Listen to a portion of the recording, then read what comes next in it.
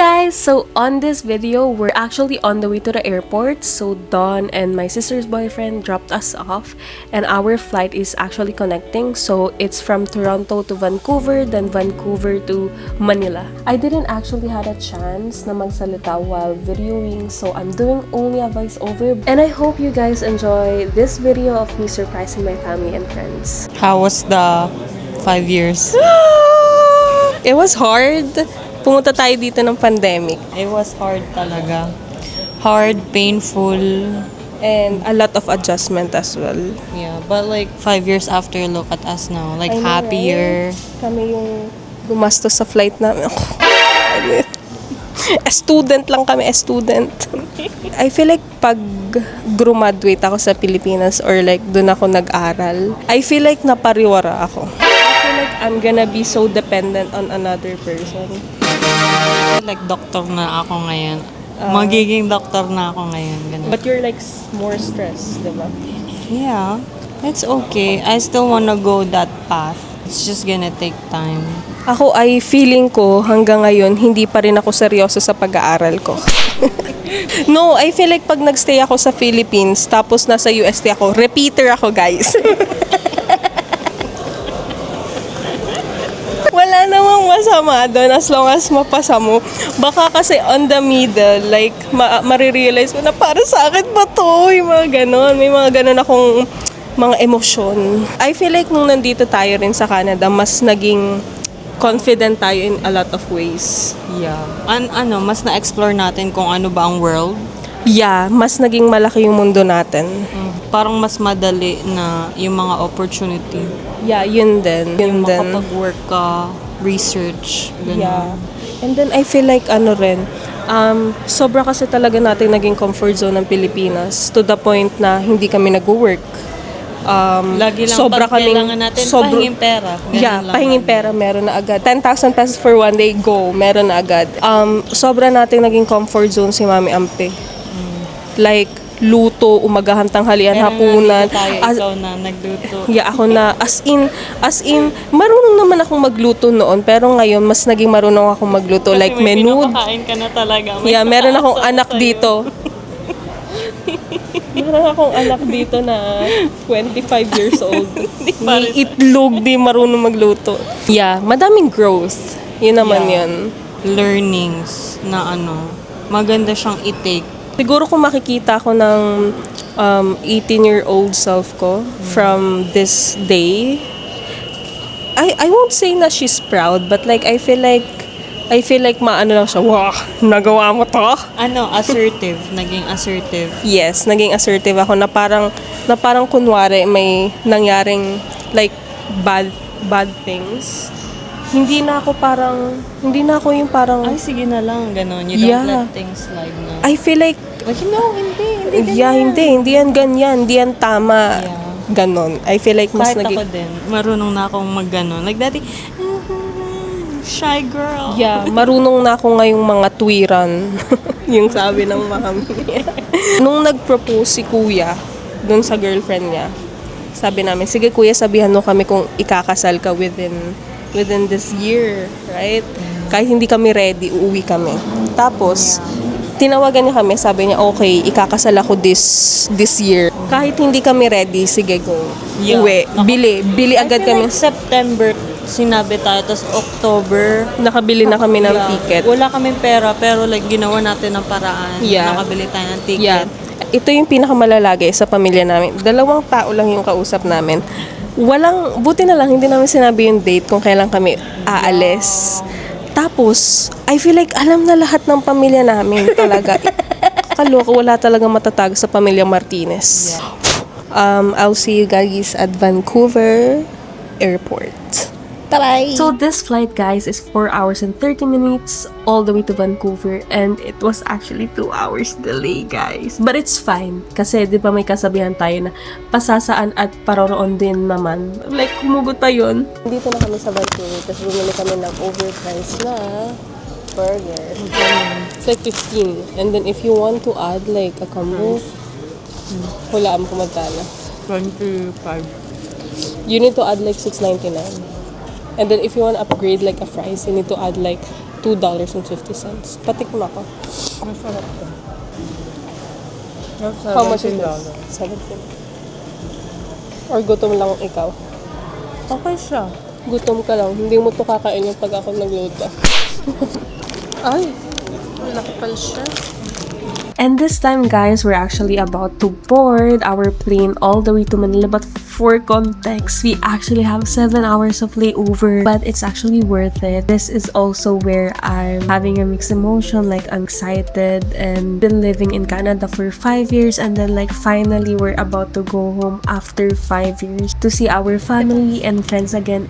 See Philippines in 13 hours. 14 hours. 14 hours. We're already boarded in Philippine Airlines. Tapos meron silang palibreng kulo. And much more comfy kesa dun sa domestic flight namin.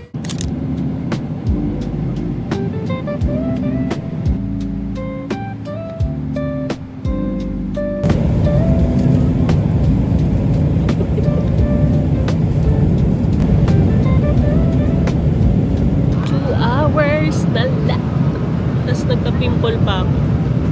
It's all lang. Hindi ka lang. For your cooperation and we wish you a nice stay in Manila.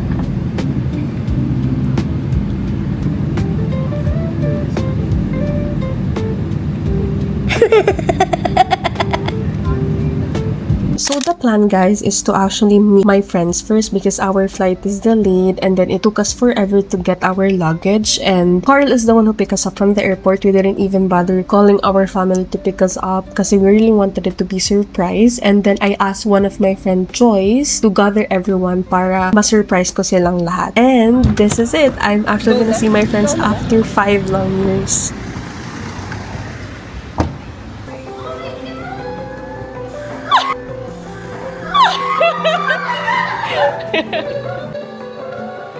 They are actually my constants since high school, and my high school became so memorable because of them. They really don't have any idea that I'm gonna come, guys, and this is Joyce, the one who organized this event. And actually, guys, also Cheska, but then she's not here on the video. Buti na lang I asked them a month ago before my flight kasi this is like a friendship na kailangan nang i-schedule lahat ng mga lakad kasi yung iba working na, yung iba student pa. So, you need to compromise on their schedule. Kailan sila magiging available. And I'm very thankful for Joyce and Cheska for actually making this to happen. And I feel like this is a success surprise kasi they were happy to see me, and then I'm also very, very happy to see them. Like, alam niyo, like, the feeling is mutual. Sino yun?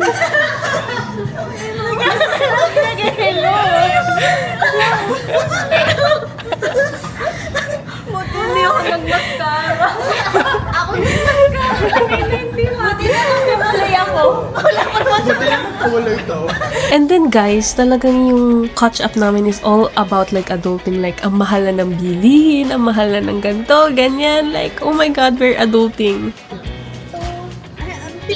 Oo, di ba yun yung time na Namiss mo ako? Namiss mo ako? Yes. Ano ba? Oo, una kami sa camera. Magtatanong ka ba? Umiyak mo yung mata mo. 6 a.m. lang, please. May pasok. Wait lang. Wait lang.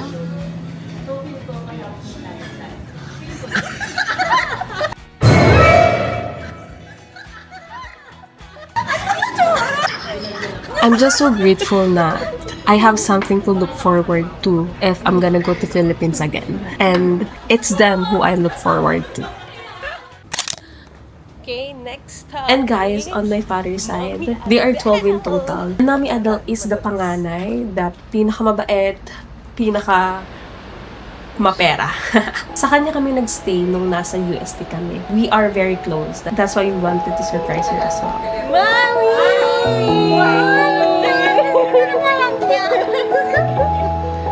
Kailan pa kayo?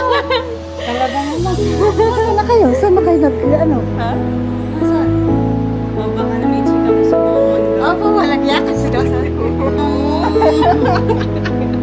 Saan kayo na andun? Naiyak, tapos sinundo kami ng friend. Tapos kumain with friends. Yeah. Tapos makikiligo kami sa place mo. Kahapon pa. Ay, nandun tabi mo. Sino pa? Wala. Si Oli. Ay, nandiyan si Oli. Nandiyan. Nandun sa anong... Dito na lang kayo. Ay, asan sila? Nandito may events kasi. Mami, yung phone mo. Ayan, nakikita ko na siya.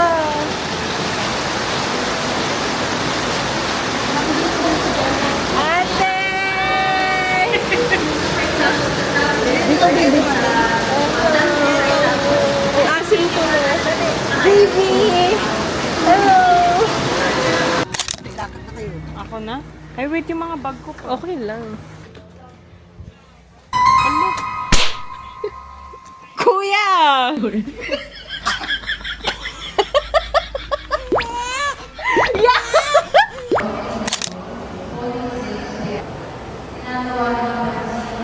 We actually asked Lemuel to pick us up kasi there's no way that we can be able to like carry all of our stuffs with us. Guys, buta na lang magaganda kami ng tao yung tumulong sa mga bagay. Kita nila. Ganto kami ka-OA, guys. Anim na luggage. Dalawang babae. Dalawa po. Hindi nga. Thank you!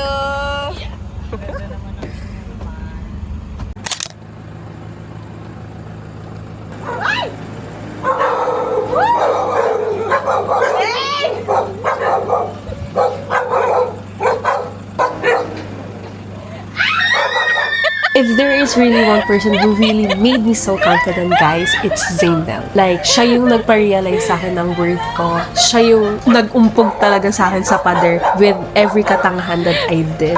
And if you guys have this kind of friendship, keep it. Kasi it will always last.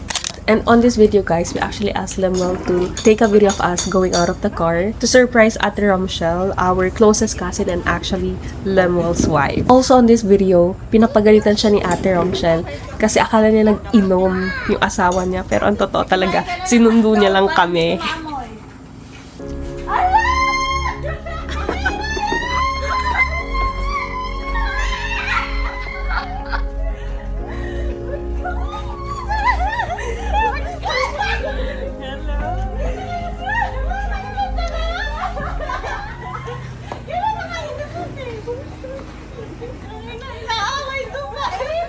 Pati bunga ako inaamoy eh.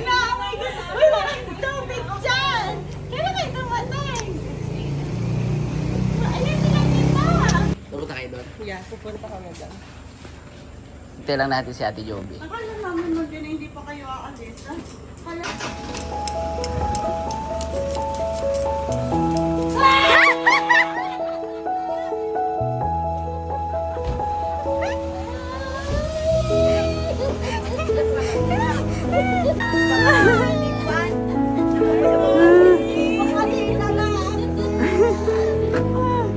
Ang lalaki!